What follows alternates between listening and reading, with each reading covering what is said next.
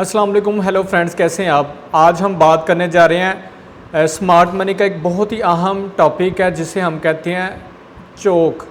मतलब इसे change of character भी बोलते हैं कि मार्केट का ट्रेंड कब सेल से बाय शिफ्ट होता है और कब वो बाय से सेल के अंदर, यानी कि दोनों पहलू हम देखेंगे। कब मार्केट सेल से निकलकर बाय की तरफ जा रही है और कब हम बाय से निकलकर मार्केट सेल की तरफ शिफ्ट हो रही है।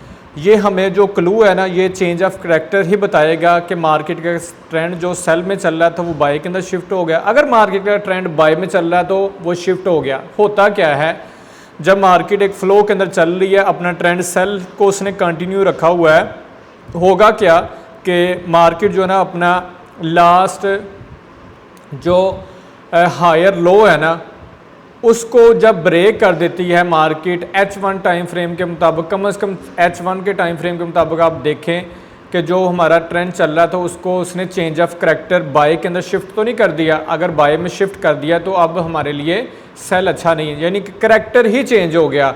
मार्केट अपना जो ट्रेंड तब्दील करने की कोशिश कर रही है, लेकिन चेंज ऑफ करैक्टर के ऊपर हम ये फाइनल हतमी बात नहीं कर सकते कि अब मार्केट जो है ना वो सेल से निकलकर बाय की तरफ। बाज़ का क्या होता है, market fake change of character कर देती है, लेकिन बाद में वही जो ट्रेंड सेल में चल रहा होता है उसी को दोबारा फिर वो कंटिन्यू रखती है। इसकी कन्फर्मेशन ये होती है चेंज ऑफ करैक्टर की। जब मार्केट पहली दफ़ा चेंज ऑफ करैक्टर करे तो एक इशारा है आपको मार्केट को समझने के लिए चेंज ऑफ करैक्टर हो चुका है, अब हमें एहतियात से ट्रेड करनी है। जब मार्केट अपना एक हाई लगाए, दोबारा उसी हाई को ब्रेक कर दे, यानी कि ब्रेक ऑफ स्ट्रक्चर कर दे, फिर क्या होगा, मार्केट का ट्रेंड टोटल चेंज हो जाएगा। फिर वो मार्केट सेल से निकलकर बाय की तरफ शिफ्ट हो चुकी है। इसी तरह इसी सिनेरियो को हम देखते हैं दूसरे एंगल से। जब मार्केट का ट्रेंड बाय में जा रहा था, मतलब मार्केट हर रोज़ प्राइस ऊपर जा रही है, तो क्या होगा, मार्केट अपना हायर लो को जब ब्रेक करती है किसी भी टाइम फ्रेम के अंदर, तो एक आइडिया मिल जाता है कि मार्केट जो है ना अब बाय ट्रेंड से सेल की तरफ शिफ्ट होना चाह रही है। करैक्टर मिल गया आपको।